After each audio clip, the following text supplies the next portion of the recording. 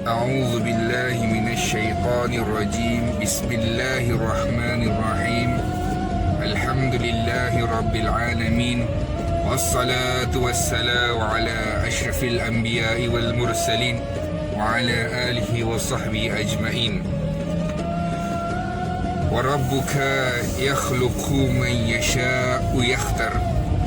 Tuhan yang menciptakan apa yang dikehendaki dan dialah yang membuat keputusan.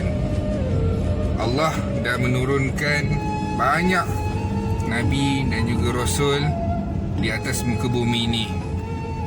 Dan dalam banyak-banyak tu, Allah hanya menceritakan 25 Rasul sahaja di dalam Al-Quran. Dan Allah telah memilih Nabi Muhammad sallallahu alaihi wasallam adalah Rasul yang paling terbaik, penghulu kepada Rasul dan juga makhluk di bumi Allah Subhanahu Wa Taala. Dan pada itu Allah juga memilih hari Jumaat untuk dijadikan sebagai penghulu dalam setiap hari. Dan Allah juga telah memilih bulan, iaitu Ramadan, salah satu bulan yang satu-satunya bulan yang diceritakan oleh Allah di dalam Al-Quran. Orang yang paling gembira dengan Ramadan ni, kita tengok adalah orang yang paling beriman. Orang yang paling gembira, paling suka dengan Ramadan adalah orang yang paling bertakwa. Itu adalah ukuran dia. Kalau orang tu nak masuk je bulan Ramadan, tapi hati dia gusar, gelisah, tak suka, maknanya iman dia dengan Allah Subhanahu Wa Taala ada masalah besar. Ada masalah besar yang sepatutnya dia cek. Sebab apa? Imam Yahya bin Kathir, setiap hari dalam doa dia setiap hari dia akan menyebutkan Allahumma sallimni ila Ramadan. Ya Allah, sejahterakan, selamatkan aku dalam bulan Ramadan. Maknanya dalam 6 bulan sebelum Ramadan tu, setiap hari dia berdoa, ya Allah sampaikan dia dalam bulan Ramadan. Ulama-ulama salaf pun dalam 6 bulan sebelum Ramadan pun dia berdoa pada Allah, suka dengan Allah, hari-hari meminta, ya Allah sampaikan dia di dalam bulan Ramadan. Ramadan ni adalah hadiah besar bagi Allah Subhanahu Wa Taala kepada umat Nabi Muhammad sallallahu alaihi wasallam. Sebab apa? Bulan Ramadan ni pintu neraka tu ditutup rapat. Semua iblis dan syaitan diikat, pintu syurga dibuka seluas-luasnya.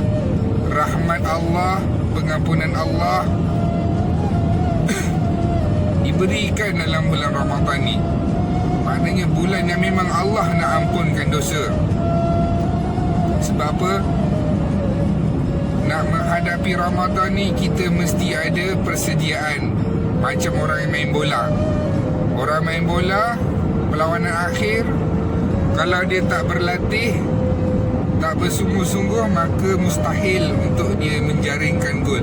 Macam tu juga Ramadan.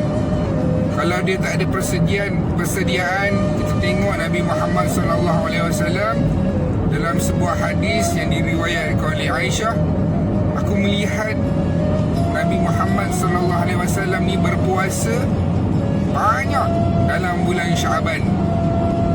Hampir penuh puasa pada bulan Syaban. Sebab apa? Sebab sukanya Ramadan tu nak datang. Persediaan yang Nabi Muhammad SAW buatkan. Dekat pada mahsyar nanti, kalau orang tu dihadapkan di hadapan Allah, Allah suruh malaikat keluarkan ibadah pahala dia yang bernama puasa. Dia pun fikir, Alhamdulillah, dulu masa dekat dunia ada puasa, Alhamdulillah. dihadapkan di hadapan Allah di padang mahsyar, Allah harapkan malaikat bawa pahala puasa je, bawa ibadah dia yang bernama puasa. Dia pun terfikir, oh Alhamdulillah, dekat dunia dulu pernah berpuasa 35 tahun berpuasa. Dia pun kata Alhamdulillah puasa.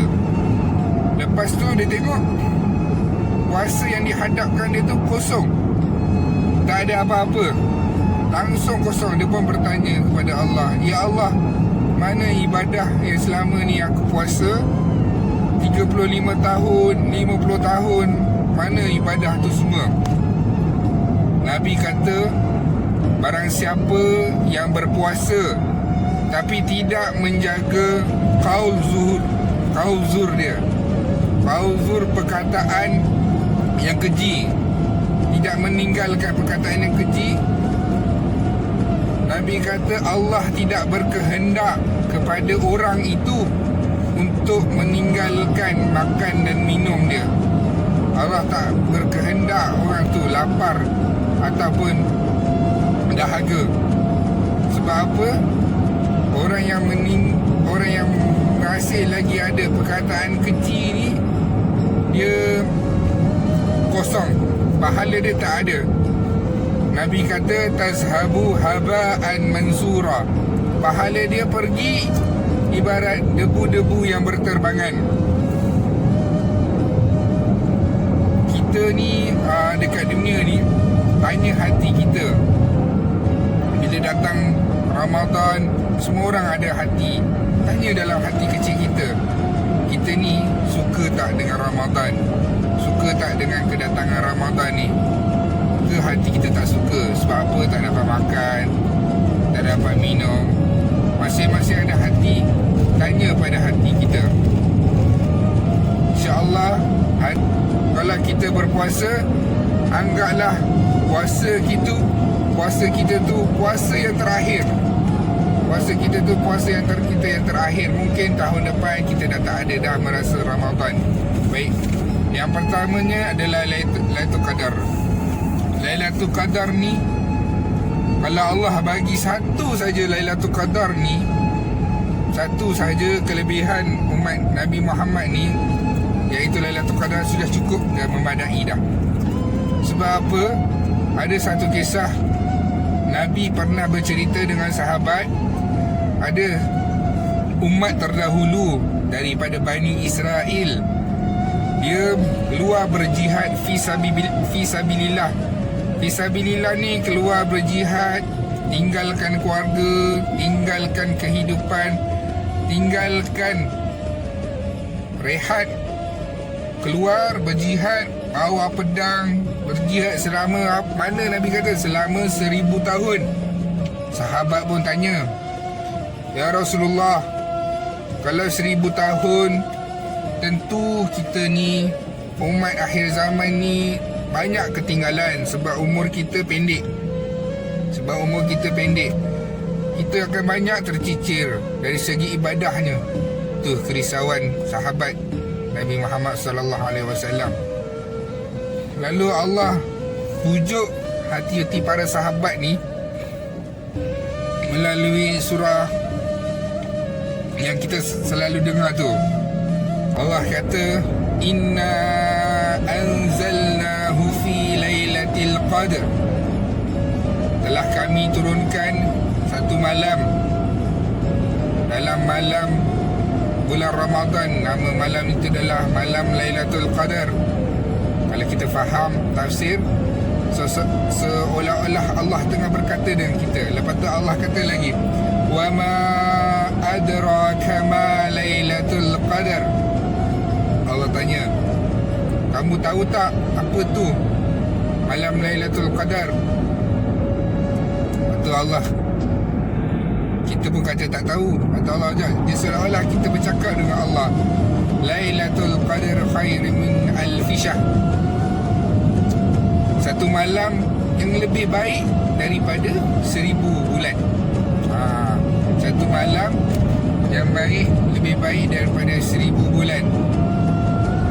Atau Allah kata lagi, tanazzalul malaikatu warruhu fiha biidzni rabbihim min kulli amr. Allah kata semua malaikat turun. Malaikat ni tempat dia mulia dekat langit. Buat apa dia beramai-ramai berduyun-duyun turun ke bumi? Sebab apa? Malam tu Allah bagi malam Lailatul Qadar mulia. Allah beri rahmat, beri keberkatan pada malam tu. Malaikat pun turun berduyun-duyun datang ke bumi. Lepas tu Allah kata lagi, salamun hiya hatta matla'il fajr. Allah kata sejahteralah malam tu sampai besok terbit fajar. Itulah malam Lailatul Qadar. Sahur ni Nabi kata perbezaan besar puasa kita dengan puasa orang Yahudi dan Nasrani adalah aqlatus suhur, makan sahur. Makan sahur 5 tahun baru-baru ni lah, 5 tahun ke belakang ni, ada keluarga yang tak nak bangun sahur. Dia sahur, tapi dia sahur pukul 12.30 malam. 12.30 malam tu dia masak lah, buat mi goreng, nasi goreng. Dia makan pukul 12.30 malam. Dia sahur waktu tu. Kebanyakannya keluarga-keluarga yang pasangan muda, yang 30-an, 40-an, 20-an, dia gemar nak sahur ni dalam pukul 12.30 malam tu. Dia masak macam-macam. Lepas tu dia makan sahur. Kata ulama-ulama dahulu, ulama-ulama salaf, sahabat-sahabat Nabi pada zaman dahulu, golongan tabi'in, diorang kata kami sangat menjaga waktu sahur. Sebab apa? Dia orang berpegang dengan hadis Nabi. Hadis Nabi kata, tasahharu fa inna sihur fi barakah. Nabi kata, bersahurlah kamu, kerana perbuatan bersahur tu ada berkahnya. Ada berkahnya. Maksudnya kita ni kena sahur. Sebab apa? Ini zaman Allah tarik berkat. Zaman Allah tarik berkat. Kita gaji banyak tapi tak cukup. Ada orang gaji 4,000 tak cukup, 5,000 tak cukup, 10,000 pun tak cukup. Tak boleh nak hantar duit dekat mak. Sebab apa? Duit pun tak cukup. Dia kata tu pun tak cukup lagi. Kami pun nak guna tak cukup. Tak boleh hantarkan mak. Sebab apa? Duit tak berkat. Ni zaman sekarang ni, akhir zaman ni, Allah tarik keberkatan. Keberkatan duit, keberkatan masa. Kita tengok masa sekarang laju. Rasanya macam baru bulan lepas puasa. Ni dah nak puasa lagi. Dah selang setahun dah. Lepas tu kita kena bersahur. Sebab apa? Sahur ni ada keberkatan dia. Ulama-ulama dulu dia bangun, dia kejut anak-anak dia. Walaupun setahun bangun, kejut, letaklah makanan. Bukan nak suruh makan, bukan nak suruh puasa. Letak, celikkan sikit kurma yang lembut tu, letak kat mulut dia. Niatkan dia yang dia ni bersahur, bukan niat puasa. Sebab dia umur pun baru setahun. Untuk dapat apa? Untuk dapat berkat sahur tu. Nabi kata, man qama Ramadan naimanan wahtisaban ghufira lahu ma taqaddaman min dhanbi. Hidupkanlah, barang siapa yang menghidupkan malam-malam Ramadan, Allah Subhanahu Wa Taala akan ampunkan dosa dia, kesemua dosa dia yang telah lalu. Ulama kata dosa dia, dosa-dosa kecil dia yang dulu dengan Allah, yang tak melibatkan orang lain, dosa itu yang diampunkan. Tarawih ni paling sikit pun 8 rakaat. 8 rakaat, tapi sepatutnya kita buat 20 rakaat lah. 20 rakaat. Sebab apa? Dalam bulan Ramadan je ada tarawih. Banyak masjid dia buat 8 rakaat. Lepas tu yang lain tu semua tazkirah. Pun boleh juga, bagus. Tapi lebih bagus tarawih ni kita buat 20 rakaat. Yang ketiga adalah Al-Quran. Al-Quran, Imam Syafi'i, bulan Ramadan aku menghatamkan Al-Quran dalam bulan Ramadan sebanyak 60 kali. 60 kali. Kita pun fikir, logik akal kita boleh ke 60 kali? Kalau 60 kali bermakna satu hari 2 kali khatam Quran. 2 kali khatam Quran.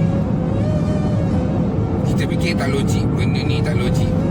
Tapi ulama kata benda ni logik. Sebab apa? Orang yang menghafal Al-Quran, menghafal Al-Quran dan melazimi Al-Quran. Sebab apa? Imam Syafi'i umur 7 tahun dah khatam Quran.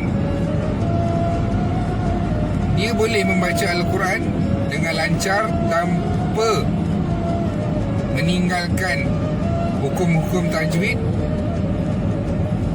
Dia boleh lakukan. Tak ada masalah.